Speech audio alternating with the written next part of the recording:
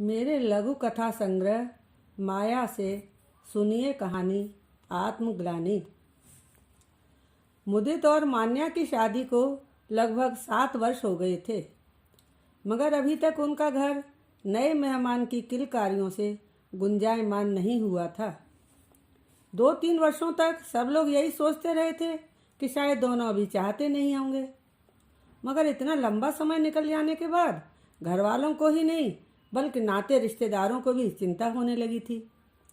जब तब मोबाइल पर रिश्तेदारों के बीच आपस में बातें करने का यह एक टॉपिक होता था। मुदित और मान्या दोनों की माताएं बहुत चिंतित रहती थीं।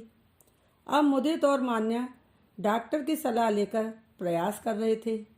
ये लोग लकी थे, वरना इस उम्र में लोग बस तरसते ही रह जाते हैं। भगवान ने इनकी सुन ली। घर के सभी लोग मान्या का विशेष ध्यान रख रहे थे। समय समय पर डॉक्टर को दिखाते रहते थे। सब कुछ ठीक चल रहा था। अब मान्या ऑफिस नहीं जाती थी, छुट्टी पर चल रही थी। अचानक एक दिन मान्या की तबीयत खराब हो गई। वह तड़प रही थी। उसकी आवाज़ सुनकर सासू माँ आई। उन्होंने देखा कि मान्या खून में लथपथ पड़ी थी। सब खत्म हो गया कहकर मान्या रोए जा रही थी। मुदित की माँ की समझ में नहीं आ रहा था कि सब कुछ ठीक होते हुए भी अचानक यह कैसे हो गया।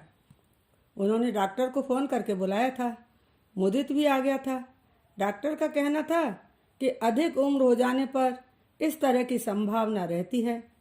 जो हो गया उसकी नहीं, बल्कि इस समय हमें मान्या की चिंता करनी चाहिए। उसका मानसिक संतुलन बनाए रखना होगा। धीरे धीरे मान्या के स्वास्थ्य में सुधार हो रहा था। डॉक्टर ने मान्या के कई टेस्ट किए थे। रिपोर्ट देखकर मुदित को बताया था कि अब मान्या भविष्य में कभी मां नहीं बन सकेगी। मान्या के स्वस्थ हो जाने पर डॉक्टर द्वारा बताई गई बात मुदित ने जब मान्या को बताई, तब उन दोनों को अपने इस निर्णय पर कि 5 वर्ष तक हम लोग बच्चा पैदा नहीं करेंगे, हमारी प्रथम प्राथमिकता अपना कैरियर बनाना ही होगा, पर बहुत पछतावा हो रहा था। जहाँ एक ओर मान्या का कैरियर बुलंदियों को छू रहा था, वहीं दूसरी ओर इन दोनों को अपने जीवन में सब ओर सूनेपन के बादल मंडराते हुए दिखाई देते थे। अगर उनके पास कुछ बचा था तो वह थी आत्मग्लानि।